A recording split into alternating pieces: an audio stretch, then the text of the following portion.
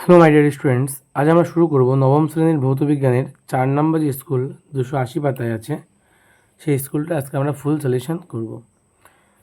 4 নম্বর স্কুলের প্রথম গ্রুপ এর কোশ্চেন কী বলছে, প্রদত্ত কোন ক্ষেত্রে অনুসংখ্যা সর্বাধিক। এটা মনে রাখবে, এটা হচ্ছে উত্তর হবে 1 গ্রাম হাইড্রোজেন। যে এসটিপিতে 44.8 লিটার গ্যাসের ভর 64 হলে গ্যাসটির সংকেত ভর কত হবে। দেখো না, এসটিপিতে কী হবে, দেখো যে এসটিপিতে 44.8 গ্রাম গ্যাসের ভর কত 64 বলে দিয়েছে, 64 গ্রাম। তাহলে 1 লিটারের জন্য কত হবে, 22.4 লিটারের জন্য কত হবে। মনে রাখবে 22.4 লিটার কোনো গ্যাসের মানে আয়তনের কোনো গ্যাসের ভর সেটা অ্যাকচুয়ালি তার আণবিক ভরের সমান হয়, মানে সেটা কত হচ্ছে 32 গ্রাম হচ্ছে, তাই তো। আর 32 গ্রাম মানে সেটা অক্সিজেনের আণবিক ভর আমরা জানি, তাই তো, সেটা হচ্ছে অক্সিজেনের আণবিক ভর। তাহলে এটার উত্তর কী হবে, অক্সিজেন। স্প্রিংয়ের বল দুর্ভোগের মাতৃ সংকেত কী। দেখো আমরা জানি কি স্প্রিংয়ের বল দুর্ভাগ মানে কি, আমরা জানি স্প্রিংয়ের বল দুর্ভাগ মানে হচ্ছে প্রযুক্ত বল বাই দৈর্ঘ্য বৃদ্ধি।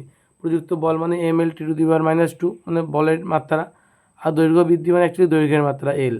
এল যদি কেটে যায় তাহলে m/-2 হচ্ছে আমার মাত্রা হবে। তাহলে উত্তর কত হবে, m/-2, অপশান এ। একটি সাইফনের নলের ব্যাস দ্বিগুণ করা হলো, তাহলে তার মধ্য দিয়ে তরলের প্রবাহের হার কত হবে। দেখে নাও, তরল প্রবাহের হার মানে হচ্ছে v/t, ভি মানে হচ্ছে πr²/t, পাই এখানে আরের জায়গায় কত হবে 2r²/t, এই 2 করলে 4 মানে 4 πr²/t, এখন πr²t মানে হচ্ছে তরল প্রবাহের হার, তাই তোমার 4 গুণ হচ্ছে এখানে। তাহলে কত গুণ হচ্ছে, 4 গুণ। প্রদত্ত কোন ক্ষেত্রে টিন্ডাল এফেক্ট, প্রদত্ত কোন ক্ষেত্রে কী বোঝানো বলে দেখো, ওই প্রদত্ত কোন ক্ষেত্রে টিন্ডাল এফেক্ট উপস্থিত। টিন্ডাল এফেক্ট দেখা যায় তোমাদের কিন্তু স্ট্রাস দ্রবণে, কোন দ্রবণে, স্ট্রাস দ্রবণে। প্রদত্ত কোনটি ক্ষারক নয়, ক্ষারক নয় হচ্ছে C2H5OH, তোমাদের বইতে স্পষ্ট লেখা আছে, এটা কিন্তু ক্ষার নয়, আরএনএসের তথ্যের ওখানে লেখা আছে। কোন ধাতুটির লঘু HCl এর সঙ্গে বিক্রিয়া করে হাইড্রোজেন গ্যাস উৎপন্ন করে না, সেটা হচ্ছে কপার, ঠিক আছে। আর একটা বলেছে দেখো, কোনো বস্তুর ভর এবং বেগ উভয়কেই যদি আমরা দ্বিগুণ করি তাহলে গতিশক্তি কত হবে। দেখুন আমরা জানি গতিশক্তি মানে কি, আমরা জানি গতিশক্তি মানে হচ্ছে 12 mv²। এখন ভর ও বেগ উভয় দিকে দ্বিগুণ করলে এখন ভর m' মানে হচ্ছে 2m হবে, আর বেগ v' মানে হচ্ছে 2v হবে। তাহলে এখন গতিশক্তি ek' = 12 m' into v' m' মানে হচ্ছে 2m ইন্টু v' মানে হচ্ছে 2v তার স্কোয়ার।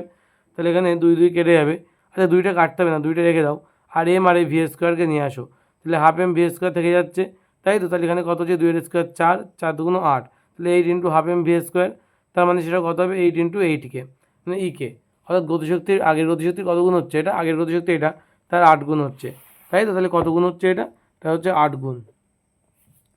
তারপরে দেখো কী বলেছে, 1 AMU মানে কত গ্রাম।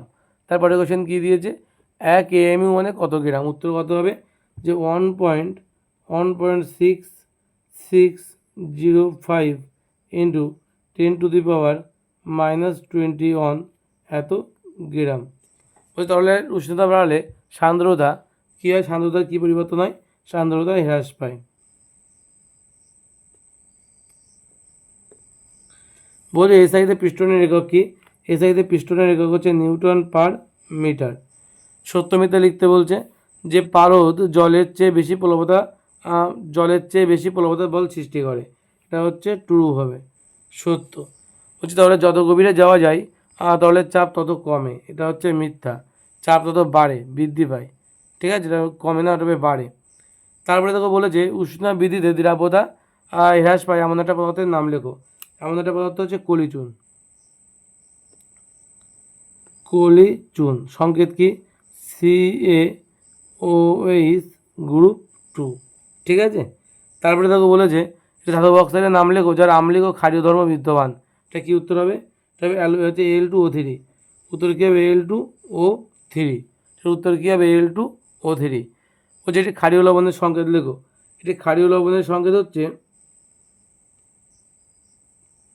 আচ্ছা ধাতব অক্সাইডের নাম লেখো যে আম্লিক এবং ক্ষারীয় ধর্ম বর্তমান Al2O3 হতে পারে, বা জিঙ্ক অক্সাইড হতে পারে ZnO, ঠিক আছে, জিঙ্ক অক্সাইডও কিন্তু হতে পারে।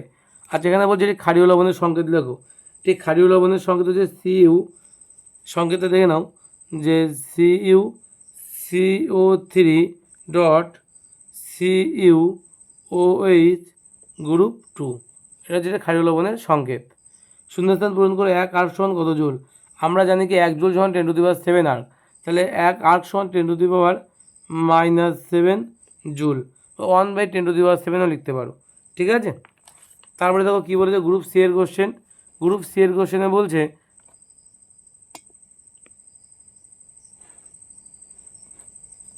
গ্রুপ সি এর কোশ্চেন কী বলছে, যে 9 গ্রাম জলে কতগুলো হাইড্রোজেন পরমাণু আছে? দেখে নাও, জলের মানে যে H2O এর বলছে, H2O এর ক্ষেত্রে আমরা আণবিক ভর কত জানি? 18 গ্রাম হয়, আমরা অনেকবারই করেছি এটা, 18 গ্রাম।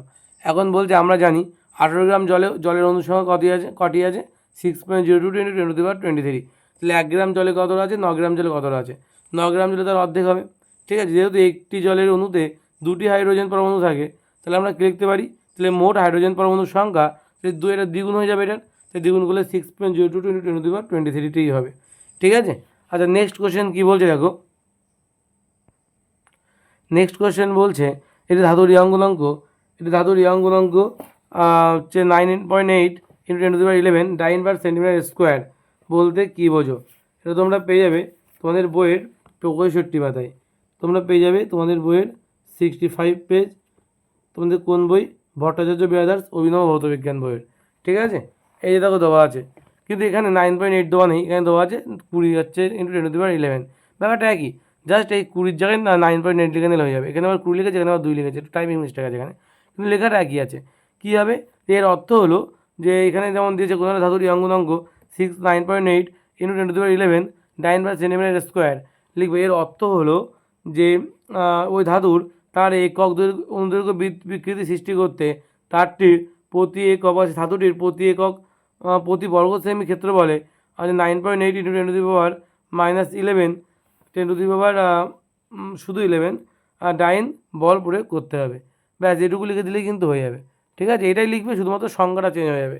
ঠিক আছে, তারপরে বলেছে এরোসেল কী এবং উদাহরণ দাও।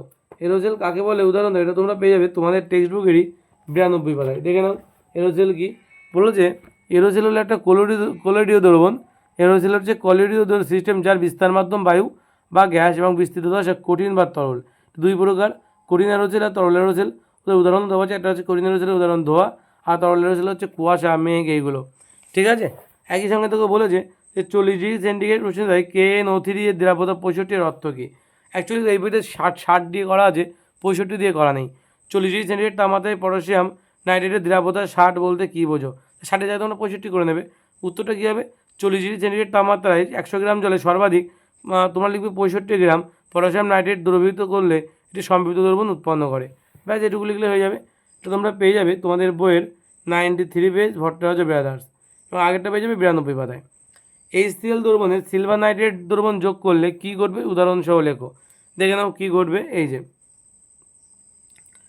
কী ঘটবে দেখে নাও।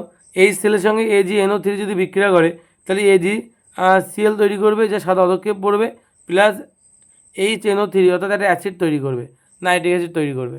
ঠিক আছে, এটা লিখে দেবে পরীক্ষায়। ঠিক আছে, নেক্সট কী বলছে দেখো, এসআই তো কার্যের অভিকর্ষ এককের সংজ্ঞা দাও।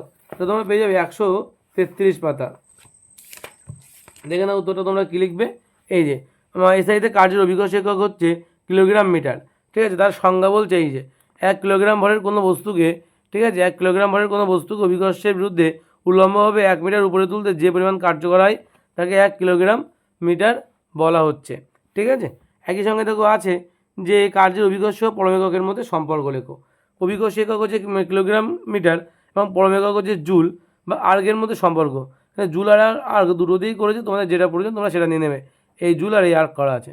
ঠিক আছে, ওকে। তারপরে তখন বলেছে কার্য বেশি হলে কি ক্ষমতা বেশি হয়? এই কোশ্চেনটা তোমরা পেয়ে যাবে তোমাদের স্যার প্রকাশনের যে মানবী আছে তার 297 পাতায়। দেখে নাও, কার্য বেশি হলে কি ক্ষমতা বেশি হয়? উত্তরটাই দেওয়া আছে যে কার্য বেশি হলে কি ক্ষমতা বেশি হয় ব্যাখ্যা করো। এখান থেকে এইটুকু তোমাদের লিখতে, এখানে ছোটো করে দেওয়া আছে এই বইতে, এটাই কিন্তু লিখবে। ঠিক আছে, এটা স্যার প্রকাশনীর বই, স্যার প্রকাশনীর বইয়ের পেজ নাম্বার 297 পাতায়। ঠিক আছে, আর আগেরটা কত পাতায় আছে? আগেরটা তো বললাম 133 পাতা ভট্টাচার্য ব্রাদার্স, 133 পাতা ভট্টাচার্য ব্রাদার্স। ঠিক আছে, আচ্ছা নেক্সট কোশ্চেন কী বলছে দেখো। নেক্সট কোশ্চেন বলছে গ্রুপ ডি এর কোশ্চেনগুলো দেখে নাও কী বলছে। গ্রুপ ডি এর প্রথম কোশ্চেন কী বলছে দেখো। NaCl এর ক্ষেত্রে আণবিক ভরের পরিবর্তে সংকেত ভর কতটা প্রযোজ্য কেন? এই যে দেওয়া আছে NaCl এর ক্ষেত্রে, ঠিক আছে, আণবিক ভরের পরিবর্তে সংকেত ভর কতটা প্রযোজ্য কেন? তোরা এখান থেকে লেখা শুরু করবে, এই 2 লাইন লিখবে, লিখে এই পাতায় চলে যাবে, গিয়ে একদম এই পর্যন্ত কিন্তু তোমাদের লিখতে হবে। ঠিক আছে, আশা করি বুঝতে পেরেছো। লেখাটা কিন্তু তোমার স্ক্রিনশট মেরে তোমাদের ফোনে রেখে দেবে এবং সেখান থেকে দেখে দেখে লিখে নেবে পরে। তারপরে বলেছি স্থির চাপে মোলার আয়তন উষ্ণতার উপর কীভাবে নির্ভরশীল। এটা তোমরা পেয়ে যাবে 85 পাতায়, তোমাদের টেক্সট বুকের 85 পাতায় তোমরা এটা পেয়ে যাবে। এই যে বলেছে যে চাপ স্থির থাকলে উষ্ণতা বাড়লে গ্যাসের মোলার আয়তন বাড়ে এবং উষ্ণতা কমলে গ্যাসের মোলার আয়তন কমতে থাকে। ঠিক আছে, এটা কিন্তু উত্তর তোমাদের পেজ নাম্বার পেয়ে যাবে 85 পাতা ভট্টাচার্য ব্রাদার্স বইয়ের। ঠিক আছে, বার্নলের উপপাদ্যটি লেখো, এটা তোমরা পেয়ে যাবে 61 পাতা, তোমাদের যে টেক্সট বুক আছে তার 61 পাতা, এটা তোমরা পেয়ে যাবে বার্নলের উপপাদ্য এই দেওয়া আছে। এখান থেকে শুরু করে তোমরা লিখবে এই পর্যন্ত। এবার গাণিতিক রূপ বলেছে, এখানে গাণিতিক রূপ দেখো দেওয়া আছে, এই যে দেওয়া আছে গাণিতিক রূপ, লিখে দেবে এটা। ঠিক আছে, আচ্ছা নেক্সট বলেছে কি, এটা 61 পাতা ভট্টাচার্য ব্রাদার্স বলছে 0.1 সেমি দৈর্ঘ্যের প্রস্থচ্ছেদ এবং সেমি স্কোয়ার প্রস্থচ্ছেদ এবং 1 মিটার দৈর্ঘ্য বিশিষ্ট এটা ইস্পাতের তার থেকে কী করতে বলছে, 2 কেজি ভরের একটা বস্তু ঝুলিয়ে দিলে তারটি দৈর্ঘ্য কতটা বৃদ্ধি পাবে। এই অঙ্কের মান কিন্তু বলে দেওয়া আছে। তো এই অঙ্কটা কীভাবে করবে দেখে নাও। কী দেওয়া আছে, তারটির প্রাথমিক দৈর্ঘ্য দেওয়া আছে আমাদের, যার মান হচ্ছে এল মান হচ্ছে বলেছে 1 মিটার মানে 100 সেন্টিমিটার। প্রস্থচ্ছেদের ক্ষেত্রফল এ মানে কত 0.1 সেন্টিমিটার স্কোয়ার।